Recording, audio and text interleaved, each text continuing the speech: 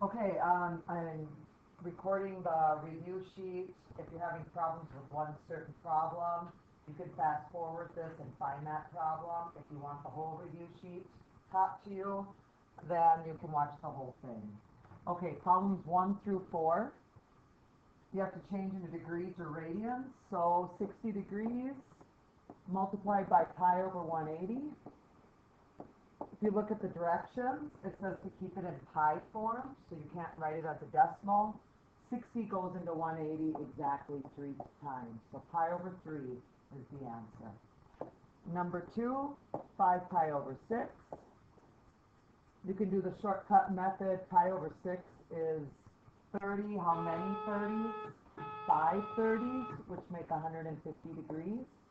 If you don't know that shortcut, then you do 5 pi over 6 times 180 over pi, the opposite of what I did in number 1.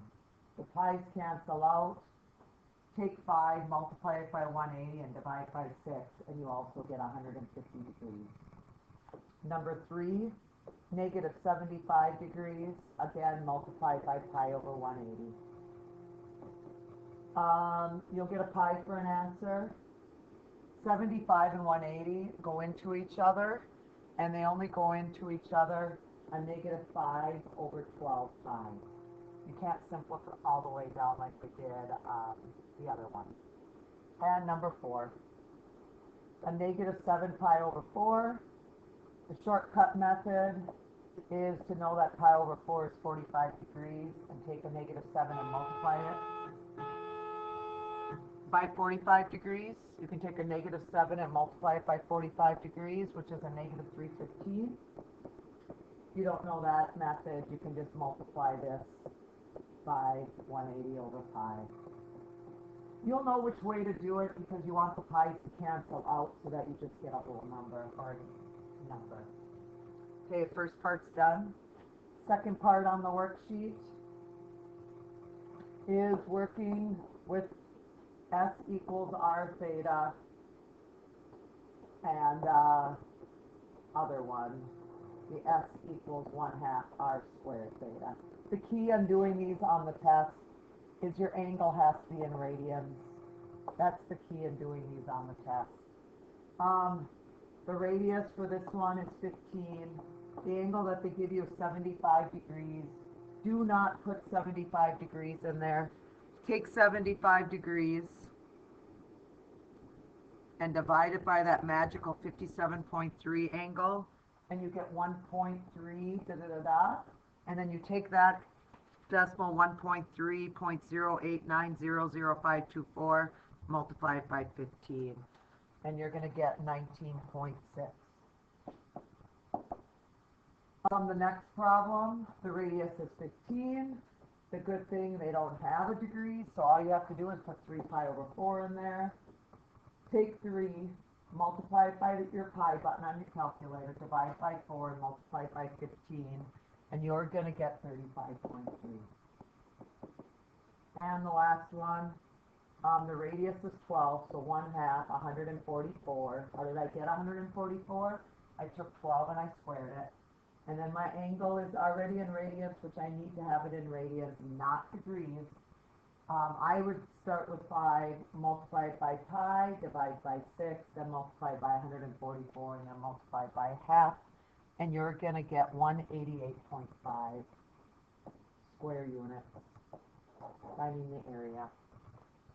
Okay, next section, number 8 and 9 and 10, all we're doing is drawing a graph.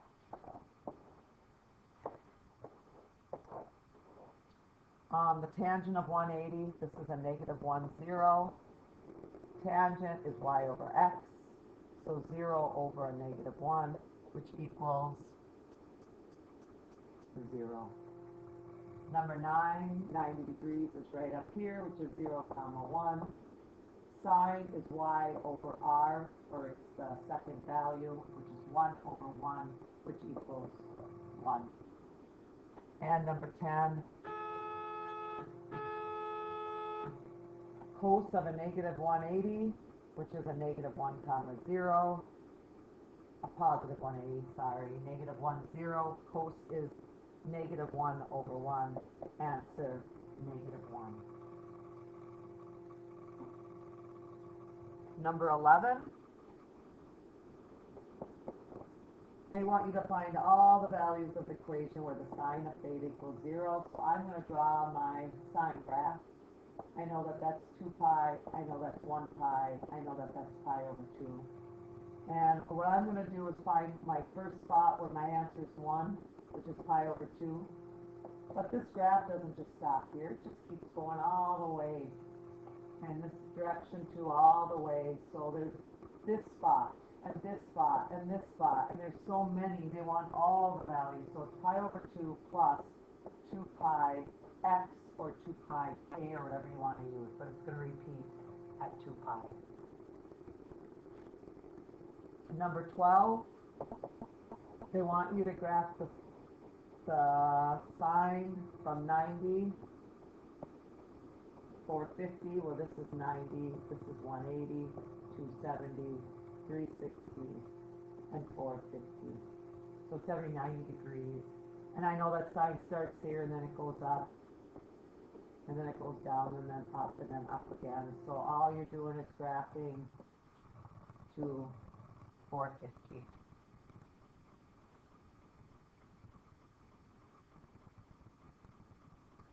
I made a little mistake. I gotta erase this part because it's only supposed to be 90. Whoops, keep doing it again. It's only supposed to be 90 to 450. If you put this little part on what I just had, it's going to be marked wrong because you got to follow the exact stipulation for the test. Number 13, the amplitude is 7. The period is 2 pi divided by k, so it's 2 pi divided by 2, which is pi. And the phase shift is the second number divided by the first number in the parentheses. And 90, which is pi over 2, divided by 2 is 45 degrees, or pi over 4.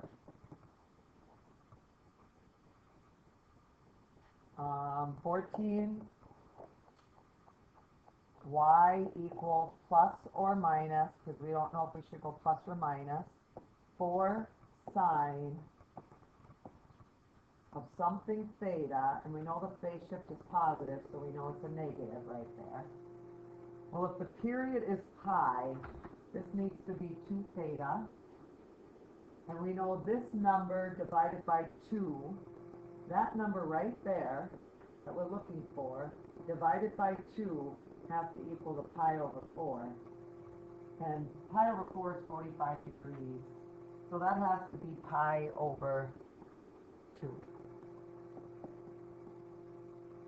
Number 15, y equals plus or minus 3 cosine of something theta plus something minus the 4, because the vertical shift in this problem is a negative 4.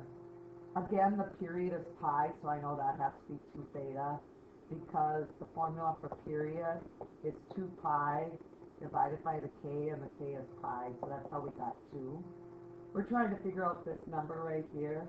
That number divided by 2 has to equal the answer, the 2 pi over 3, or the negative 2 pi over 3. When you cross multiply, I'm going to have to make this an x because we're trying to find out what that is. So 3x equals 4 pi.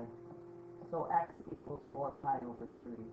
So this right here needs to be 4 pi over 3 for your answer.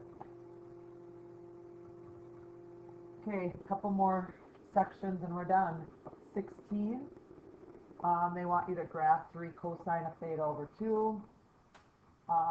Period equals 2 pi divided by a half, which ends up being 4 pi. 1, 2, 3, 4, this is 4 pi, this is 2 pi, so this is pi. You go up 3, you go down 3, and you know you start with cosine, so you start up at 3, go down, and back up again, and you connect your dots, and that's the answer for 16. 17, y equals 2 tangent of 3 theta.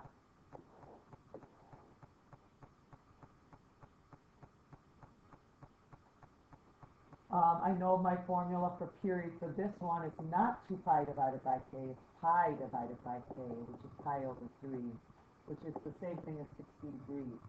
So from this vertical asymptote to this vertical asymptote needs to be 60 degrees. So this is 30, and this is a negative 30, and there is no amplitude. So that's 17. 18, y equals a negative 3 sine of theta minus 45 degrees. 1, 2, 3, 4. There's a little imaginary 1 right there. I'm only going to graph this part first. And then I'm going to move everything after I graph this. So 2 pi divided by 1 equals 2 pi is my period. So I'm going to put a 2 pi here, a pi. So this is pi over 2. Sine starts at 0, and it goes down 3. And it goes up, and then down again. But I need to shift everything. This would have been the answer if that negative 45 wasn't there, but I need to shift everything. 45 divided by 1. Don't forget about the 1 out in front. So I need to shift everything to the right 45 degrees because negative means to the right. Well, 1 slash is 90, so a half a slash must be 45. So I need to move this dot here. I got to move this dot here, this dot here, this dot, just half a slash, and then connect with your point. Okay, last one, number 19. We're doing a cosine one, 1, 2, down to 1, 2, 3, 4. My formula is 2 pi divided by k to find the period. So it's 2 pi divided by 2 because there's a 2 in front of the theta, which makes pi is my period. This is pi over 2. So I'm going to write it out really quickly. I'm only going to graph this part to begin with using a small dot, and then I'm going to move everything in a minute. So cosine starts at 2, then it goes down, down, up, and up. But that's not my final answer. I have to move everything to the left because that's a positive. It's pi over 2 divided by 2. Pi over 2 is 90. Divided by 2, I'm going to move everything to the left 45 degrees. What does 45 degrees to the left look like? Well, 1 slash is 45 because this is 90 degrees. So 1 half of that is 45 degrees. So you're going to move everything to the left exactly 1 slash to the left. So it's going to go here for the first one. The one right at the 45 is going to be at the 0, 0. And you're just going to move everything to the left 45 or 1 slash over. And that's it for number 19. Okay, 20 through 22.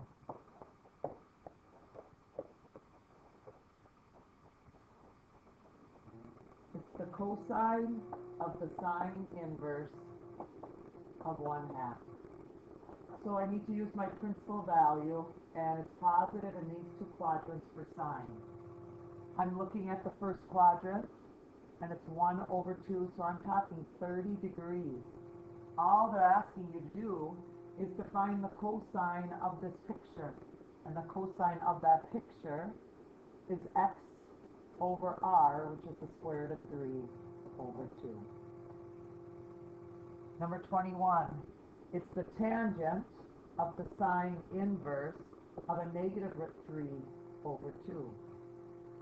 We're doing sine again. Sine is only these two quadrants are called the principal values, but we're only doing the negative one.